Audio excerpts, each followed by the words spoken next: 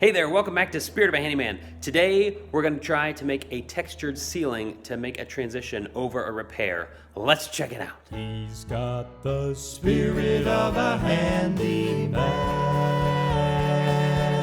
So basically, the situation is that there was a big crack going on here where the drywall had separated.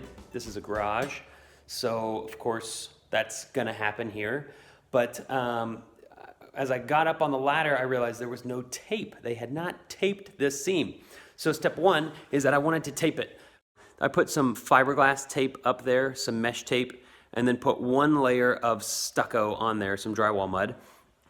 And it looks decent as it is. It looks decent right now, but it doesn't look seamless. So the goal is to take a textured brush, put some mud on there, and try to like feather it in so that you can't really notice it. So if I'm successful on my first try, then you can be too. All right, this brush was called a stipple brush. I'm not quite sure if that's what we're doing. Are we stippling? I think we're crow's feeding. Texture brush, but this is not quite the right. Anyhow, I don't know what's gonna happen here.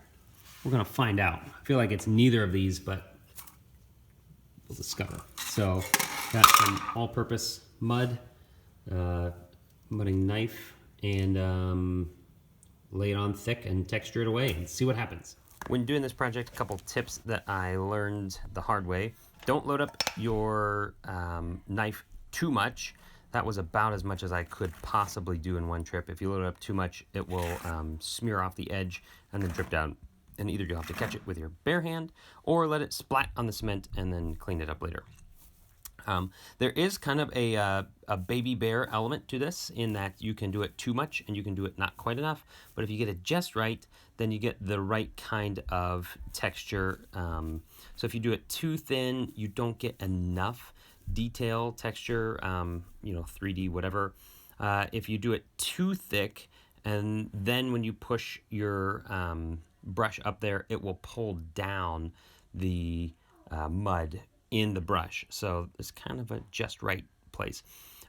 Just doing this one seam is about 30 feet. Took me maybe 15 minutes. Not a big undertaking. The big question I had to ask when I was doing this project is, why did this happen? Why did this seam develop in the first place? And here is the realization I had. I didn't have it until after I had already mudded this, and I saw the color similarity. So I was thinking, we're gonna have to paint this ceiling to like match it and everything, but as the mud dried, I realized, wait a second, this ceiling is just mud. There is no paint. So what the builder did to save time, instead of hanging the drywall, taping, mudding, sanding, mudding, sanding again, and then painting, they went through and they just stippled the whole ceiling. They just put plaster on thick, stippled the whole thing, boom, done. But as a result, I think he forgot to tape this line here, and this is another seam. It just is a weaker way to do it. Now garages also, they breathe cold and hot a lot more, so that's where the crack is gonna develop. But this is just mud. So I'm gonna go through, when this dries, it will be this same color. And then if we want to paint it, we can, but otherwise, this is gonna look a lot better. Hey, thanks for joining Spirit of a Handyman today on this ceiling repair job. Hopefully this video empowers you to get out there and try it for yourself. Save money, learn new things, and post down below on your findings. If you have any tips or tricks, feel free to comment down below with those. We would love to learn as a community. In the meantime, click that subscribe button and we'll see you next time on Spirit of a Handyman. He's got the spirit of a handyman.